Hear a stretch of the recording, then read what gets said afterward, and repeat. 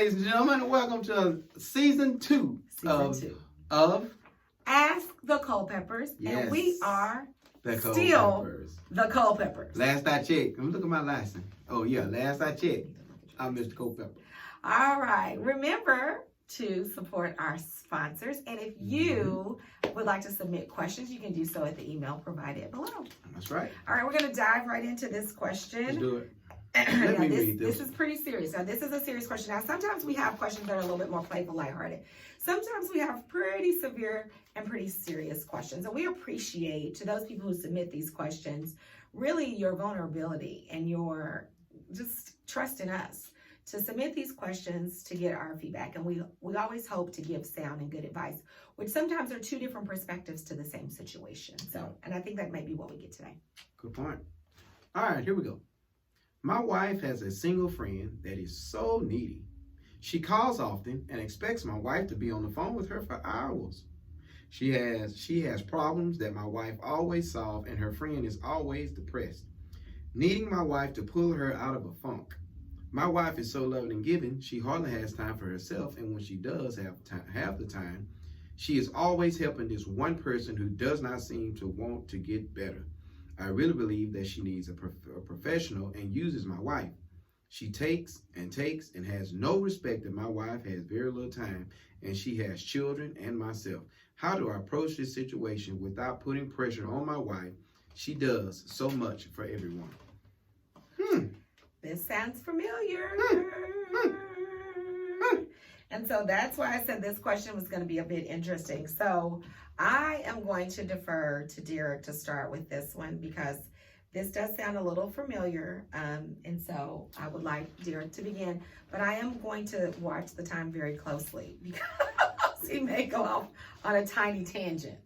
There's a gnat. Okay, so when I was reading this, I can see my wife in this because my wife is very giving of herself and of her time to others. That's just the way she's made. Early on in our marriage, I kind of had a problem with this. Everybody's calling, everybody's pulling. You get home after you get off of work, and then folks are calling you all time at night. You talking about work, and it seemingly was no cutoff to it. So initially, I was very concerned and even got upset. You know, sometimes phone ring, Poppy, just a minute, let me take this call. I'm like, don't these people know you at the house? Don't these people know you at home?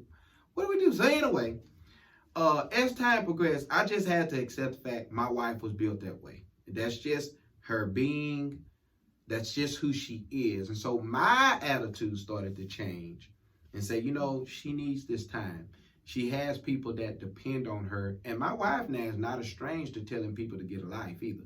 Telling people, look, what are you calling me for? If I've given you advice and I've instructed you on some things to do to become a healthier mentally, then why are you still dealing with this? So my wife ain't afraid to tell nobody, you know, in a kind way, not you know, disrespectful, but to say, you got to get over this thing, okay?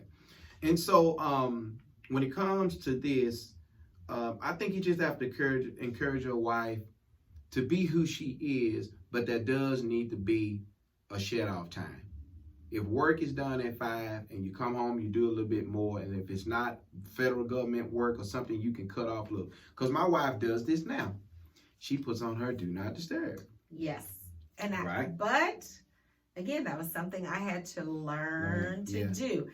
And because I did see and hear how Derek felt about it, I really worked to be more intentional about when I first get home, not being on the phone right away or ending my conversation before I get home so I can get out of the car and not be on the phone.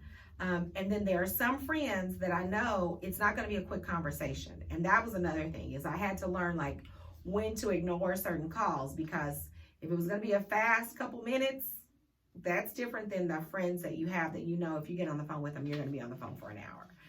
Because time does go fast, but so it really is a balance. It's a balance, yeah. Between you communicating what you feel and what you want and what you need from your wife out of concern for her well-being and really just what are you teaching the kids? Like the kids need to know and see what it looks like for you all to be completely engaged and attuned to one another. And so the kids need to see that, and you need to talk through that. But as from your wife's perspective, she's going to have to learn through the conversations you have and really through self-care that carrying the weight of other people is nothing that we were designed to do when they have shown and proven that that's their go-to. So it's one thing to when you have a friend that periodically has something happen or something that's come up, then I'm going to probably drop everything. But if I'm having that same issue over and over, then what has happened now is now we're in a codependent relationship. And so now I am not helping my friend at all, but I'm really empowering them to continue in whatever cycle they're in. And so your wife is going to have to get comfortable with that. And you can't make her get to that place. That's something she's really going to have to mature in on her own. That was one thing that I learned. I had to differentiate between work and friends calling. Yeah. Because my wife has a role to where if she gets a specific call from specific people at work, she needs to answer. Could be an emergency, could be tornado, could be fire, could be something going on where she has to be available to take that call. So, and now when it comes to friends that are just calling and just to be calling at certain times of night, just don't want anything, then that's completely different. My wife knows when to answer the phone and when not to, and we have to do it because there was a point in time when I had a job where I had technicians out at 10 o'clock at night. Right. I had to answer if they called me because they could have been stuck, flat, a number of things could have been going on, so I had to answer. But most of my friends, just as my wife friends, we respect each other. They don't call all times of night. That's not nothing that we deal with because they have husbands too. Right. And they understand, look, don't call after a certain night. Now, if there's something just really going on, that's different. So we know if they call, it must really be something. But they normally do their socializing during the day and right after work because we all got kids and we all have families and we respect that. If they really need something, they'll probably text and say, hey, you busy? Are you available? Didn't want to call and disturb y'all if y'all having an evening or whatever. So I think it's just a matter of respect. And it sounds like, quite honestly, your wife friend may not have that. She might even be single because she said single. So she has no one to be accountable to. She ain't got no man telling her, look, she may not have anybody else to talk to. And she may need some professional help. She said she's always depressed. So she might need some professional help, but your wife don't want to be a crutch to her. But you don't want to be mean to her at the same time. But she's got to understand it's a hard balance. She's got obligations at home in terms of the house responsibilities, the children, and you.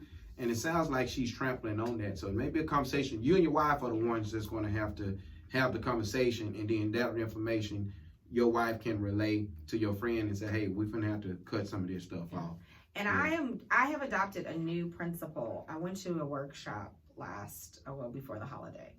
And one of the gentlemen speaking talked about this idea of dark time. And I did it just yesterday. Like there are some days when I feel like I've been overextended myself. I've been so engaged in other people that I really will turn off my phone. Now, that's a luxury that we have because our kids are all at home with us. And so I do feel like there are some times in which you have to shut out everything just so that you can rest, rejuvenate yourself, spend time with your family, and really disengage. And I know that's not a popular thought, but it is crucial. Yeah. Because if we're constantly on, constantly going, like when do you recharge? When do you have time to meditate and sit quietly and just be still so that you can listen to your own thoughts and, make room to be creative? You can't do that if you're constantly on for other people. That's right. But again, that's something I had to mature into with time, and it just takes time. So we're hopeful for you all, and we certainly appreciate you writing in and sharing the question, and we'll be thinking very happy thoughts. Please remember to follow us on all of our social media platforms, YouTube, Facebook, Instagram, and Twitter, and submit your questions. We look forward to reading more questions and sharing our thoughts here with Ask the Coco. All right, folks. See ya. Thank you.